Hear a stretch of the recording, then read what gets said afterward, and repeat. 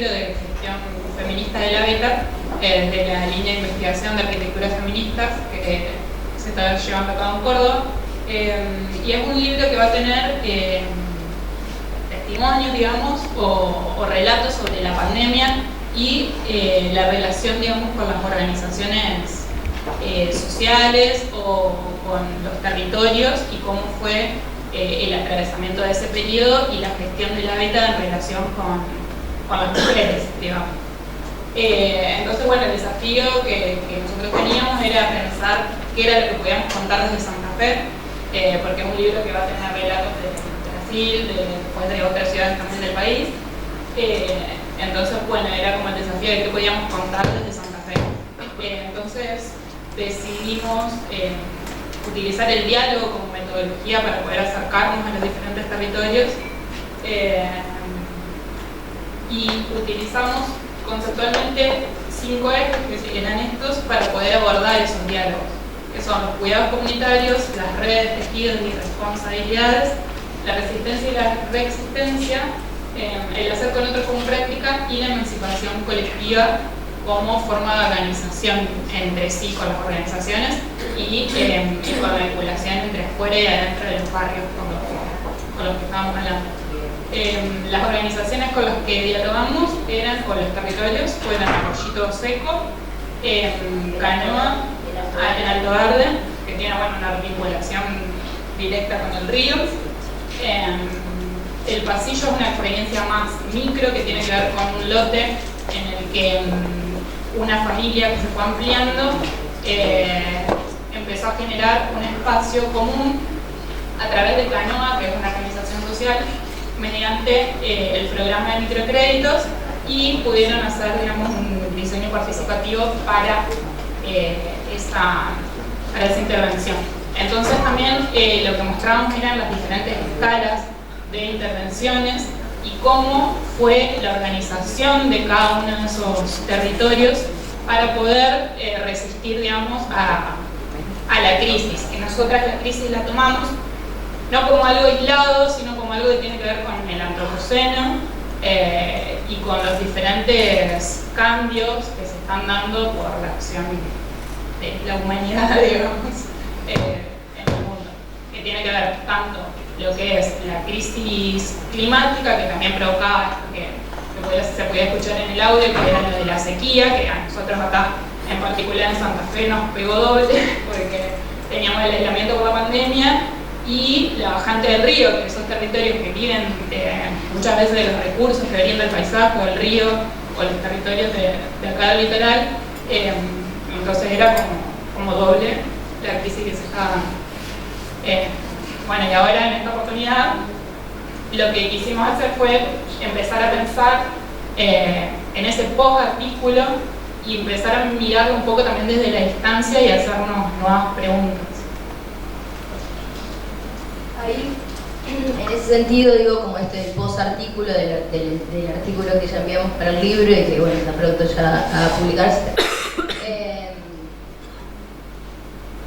Volvimos a mirar ahí, volvimos a releer, a corregir, ya, digo, cuando uno ve las cosas también con cierta distancia puede reflexionar, me parece, con... O sea, bueno, es volver a mirar esto, como volver a mirar, a mirarse, a mirarnos, a mirar qué había pasado en eso, qué estábamos buscando y encontrar de nuevo otra oportunidad, otra lectura. En eso aparece la invitación de participar en el SEMA. Y bueno, de ahí nos volvimos a lanzar y entonces dijimos, bueno, dentro de los 3 ejes, el cual nos parecía, de pronto en un momento decíamos, bueno, podría ser en los 3 ejes, es cuerpo, digo, o esto, como desde dónde se conceptualizaba el tema del cuerpo, el movimiento o el ritmo, o qué significa ritmo. Entonces entramos como en esas variables de lo epistemológico. Yo, por ejemplo, no vengo de la morfología, o sea, no soy docente de morfología, así que taller, y también, bueno, más desde la práctica, y también habíamos intentado contar en el artículo, digo, esto de la experiencia. Entonces tomamos un poco ahí el eje cuerpo y el tema de qué pueden los cuerpos, qué cuerpos pudieron parar, digo, porque aparecía muchas veces en el artículo también como referencia bibliográfica de lo que significa la pulsión vital o esa tensión vital entre las vinculaciones y ese hacer con otro. Y cuánto habíamos de alguna forma percibido que ese cuerpo, mientras más colectivo, digo, cómo transformábamos, entonces nos empezábamos a preguntar o a cuestionar esa idea de cuerpo individual. Y desde ahí un poco esbozamos esto que tal vez, bueno, son, como hoy decía Emily, son solo disparadores de distintas fugas o ficciones para poder pensar también esos 5 ejes que nosotras también fueron como excusas para poder reflexionar o para poder empezar a conversar con cada una de las mujeres y las organizaciones en el territorio, pero que sí pudimos visibilizar o se puede percibir luego si uno escucha todos los audios de las grabaciones que hicimos y un poco leer el artículo, después entendería un poco mejor tal vez, pero es decir, ¿qué cuerpos pudieron parar? Digo, todos pudimos parar, ¿en qué condiciones los cuerpos paramos? ¿Cuáles son los movimientos? Y hay un poco esto del movimiento y el ritmo. ¿Cuáles son esos movimientos y ritmos necesarios para la construcción de un cuerpo colectivo? El cuerpo colectivo siempre es el mismo, se transforma. ¿Cuáles son, digo, en esto de tensión, cuáles son esas cuestiones que hacen que se imanten y que una práctica entonces sea colectiva? ¿Es la crisis? ¿Cuáles son las cosas que hacen que se construyan cuerpos colectivos? En términos de una práctica de reexistencia también, ¿no? Relacionándolo con eso. Y también una práctica espacial, ¿no? Esto no, digo, atravesado todo por la disciplina o por la práctica espacial, por las formas, no sé, el paisaje, del territorio, que es el paisaje, la naturaleza, en el medio de todo eso, como... También en términos de cómo construimos el conocimiento, desde dónde llegamos y accedemos a esa construcción o legitimación de estos saberes. Entonces, como que tomar los diálogos como una forma de diálogo de saberes también fue una experiencia que estuvo buena para también generar, digamos, todas estas preguntas y poder pensar o plantear este post-artículo o post-experiencia para mirarlo de otra manera. Bueno, y por eso también pusimos esto de... tomábamos el tema de la micropolítica, digo, la micropolítica como ese accionar que en realidad lo micropolítico en un cuerpo colectivo o en un colectivo, en una organización, digo, un cuerpo colectivo, pensando así como haciendo esas reflexiones, ¿un cuerpo colectivo construye una organización o una organización está construida por cuerpos colectivos? ¿El cuerpo colectivo es solo la suma de cuerpos individuales o hay algo más que tiene que ver con ese hacer con otros y es esa tensión vital que un poco lleva adelante a veces los proyectos? Después, bueno, ¿cuál era la potencia o qué significa esa potencia de un cuerpo en un territorio? ¿Quiénes y a partir de dónde se legitima el conocimiento, como hablaba recién Rosina? ¿Cómo construir una forma de saber o conocer a partir de un diálogo simpoético? Ahí, bueno, hablábamos de simpoiesis a partir de textos de Donna Haraway y de ese hacer con otro, igual que cuando uno de los ejes hablaba de responsabilidad. Bueno, de responsabilidad en términos de response y habilidades, digo, tomando la responsabilidad como esa oportunidad también de una habilidad de aprender y de hacer en esa práctica y de siempre también atravesándolo con esto del cuidado colectivo. Y bueno, y cuánto el ecofeminismo o una práctica ecofeminista o ecosófica trae a poder pensar el tema de los cuidados en esta construcción de cómo nos imaginábamos un cuerpo colectivo de resistencia o de poder enfrentar crisis. Y digo, cualquiera de los 4 territorios o de las mujeres, con las mujeres que pudimos conversar en esos territorios, por ahí lo común para ellas era que la pandemia, y se ve mucho en Arroyito, en Alto Verde, cómo la organización creció, se multiplicó, se potenciaron esos cuerpos en tanto como ese, no sé, como ese encuentro que tenían sin agentes externos. Y esa afectación de ellas en términos de poder organizarse y sobrevivir a la pandemia hizo que automáticamente eso se potencie y los talleres crezcan, que hay cada vez más talleres, y el eje de lo productivo, digo. Y entonces podíamos ver en estas distintas escalas hay resistencias que algunas tienen que ver con lo urbano y con intentos de desalojo, otras tienen que ver con esto, con vivir 10 familias en un mismo lote y esa familia cómo va creciendo y cómo va ampliando en ese lote, entonces como necesitaban un espacio común y construyen el pasillo y una sombra. Entonces como ahí estaba lo micropolítico. En cada una de estas 4 experiencias se puede ver o se puede pensar la micropolítica como ese cuerpo colectivo.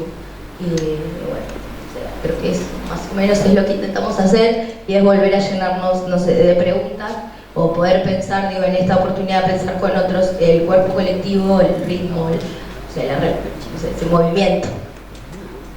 Bueno, gracias.